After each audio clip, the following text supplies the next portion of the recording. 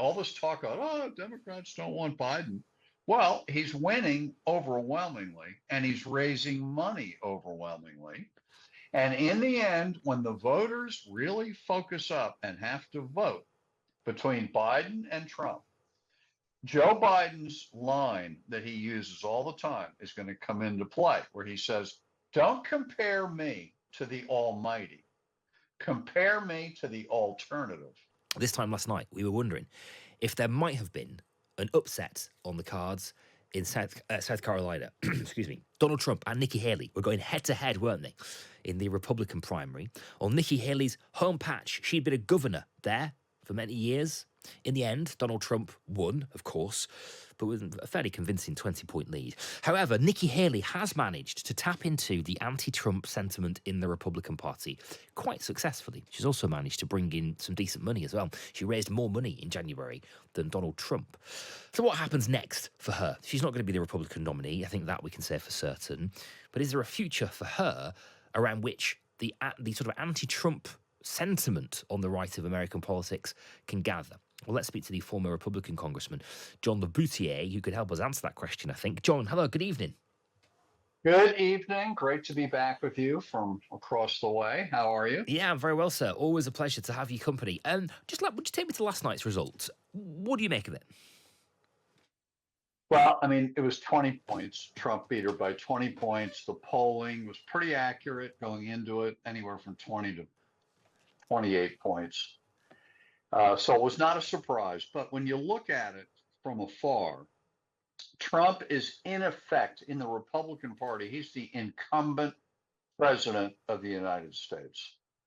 And he can only get 59.5% of Republicans in a primary in South Carolina, one of the most conservative states in our country, to vote for him.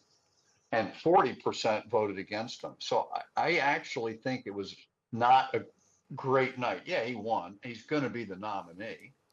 But it's not a great sign for him that so much of the Republican Party is against him. Now, what we don't know is the 40% that voted against him. Some are Republicans, a few were Democrats, some were independents. What are they going to do in November when it's Biden against Trump? You know, how many of them will go back, hold their nose, and vote for Trump? Or will they hold their nose and vote for Biden, which is my theory that in the end, more people hate Trump and will vote against him than will vote for him. That, I think, is going to be the story of next November. Okay, that's very interesting. So I mean, we're talking here, you know, Nikki Haley. Let's hear from Nikki Haley, actually. This is her reaction after that defeat in South Carolina. She vowed to stay in the race, saying she's not giving up the fight, when, as she describes it, a majority of Americans disapprove of both Donald Trump and Joe Biden. South Carolina has spoken. We're the fourth state to do so. In the next 10 days, another 21 states and territories will speak. They have the right to a real choice. That's interesting. Okay, so she's sort of still framing this as, you know, trying to wedge herself between those two candidates. What do you make of her, John? I mean, you are on the sort of anti-Trump wing of the Republican Party. What do you make of her? You know, I think she's done a mediocre job because she should have been adopting this anti-Trump attitude a year ago when she started running. She refused to do it. She made some weird comments about, I'm kicking sideways. And no one could quite figure out what she was all about. She's a bright woman. She did a great job in every debate. She's a very good candidate. And I think she could have gotten the anti-Trumpers united behind her earlier. But, you know, there were other candidates. There was DeSantis and Christie and several others early on. And they had to each get out of the race. And the bottom line is, as much as I hate to admit it, the Republican Party today, the majority of it, is absolutely madly in love with Donald Trump. They don't want to hear any criticism. They don't want any part of it.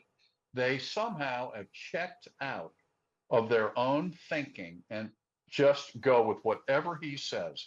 I'm sure half of them know it's baloney, but they regurgitate it, they repeat it, as if it's a religious mantra.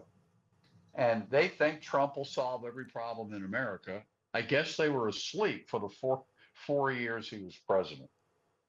There is an energy there that surprised me. I think, John. I mean, you talk about those numbers, right? 59%. You know, you are absolutely right to point out that Donald Trump didn't win as convincingly as you would expect an incumbent to win, right? I mean, incumbents get, Correct. you know, vast majority of the vote. 40% of those in South Carolina voting against him. Now, South Carolina, of course, has, you know, Nikki Haley's brand is big there. She was the governor there.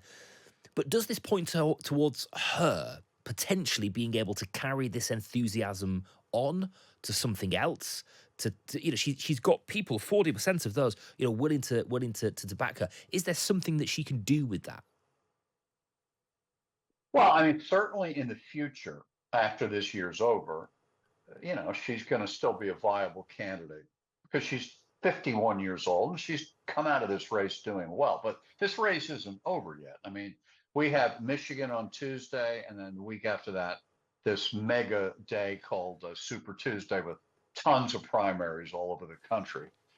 I did see just before coming on with you that one of her main sources of campaign money announced today that they're stopping to fund her campaign. Right. This is what's known as the Koch brothers, Koch. They've announced they're stopping funding her, which is a blow to her, but she still is raising quite a bit of money. Last month, January, she raised more money than Trump did, which is another part of the story that people have to put together with, you know, not doing as great last night with 59%, as we talked about. He's not raising money as well as he has other years. It's drying up.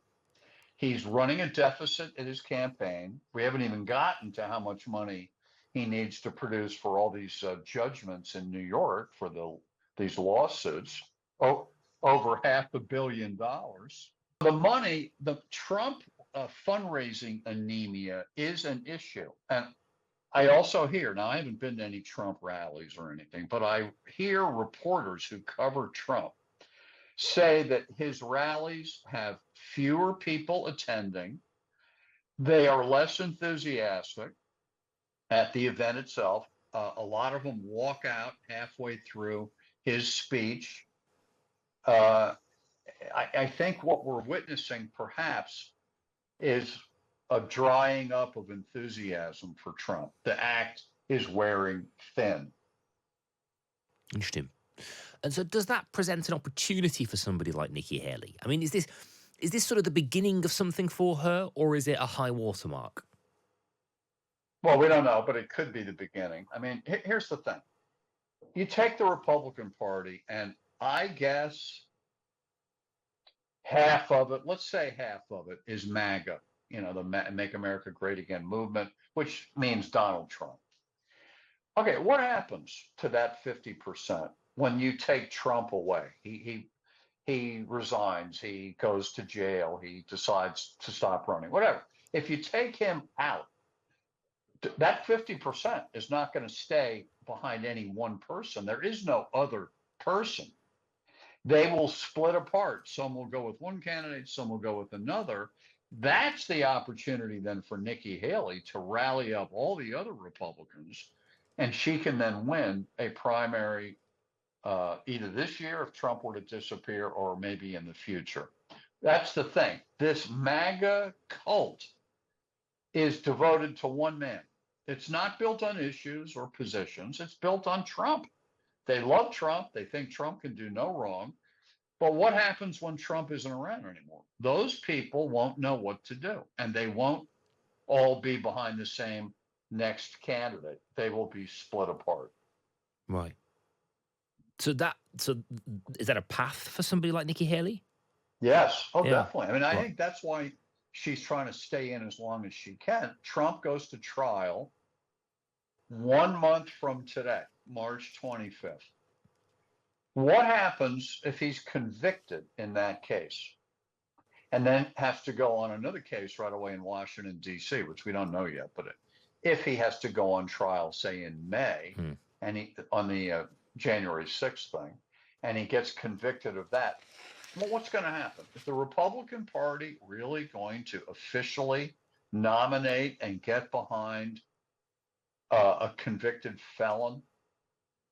Mm. I mean, maybe they will, but they want to lose. They're going to lose anyway in November. We haven't even touched on the biggest issue in every election in the United States that seems to, I guess the press gets tired of talking about it, but it's abortion.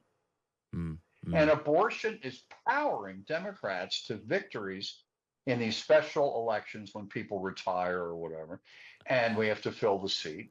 And Democrats are winning even in Republican areas, all on the basis of a woman's right to choose.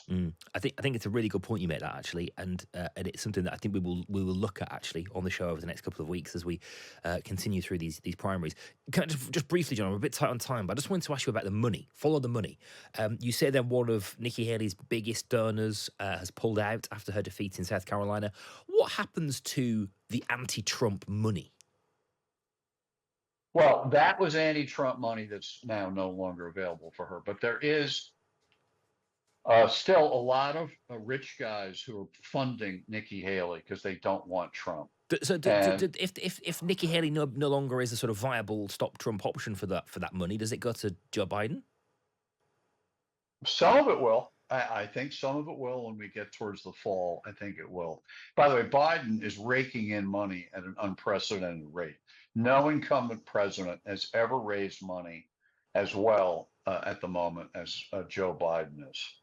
And Joe Biden, who is the real president, 2 weeks ago, he won his South Carolina Democratic primary with 95% of the vote. And I know it's apples and oranges, but we got to look. All this talk about, oh, Democrats don't want Biden. Well, he's winning overwhelmingly and he's raising money overwhelmingly. And in the end, when the voters really focus up and have to vote between Biden and Trump, Joe Biden's line that he uses all the time is going to come into play, where he says, don't compare me to the Almighty. Compare me to the alternative. Yeah. Okay. That is exactly what the election's going to be, isn't it? John, it's been a pleasure, Yeah. my friend. We'll speak again. I hope sooner rather than later. Indeed, absolutely. John LeBoutillier, former Republican congressman, with us on Times Radio tonight.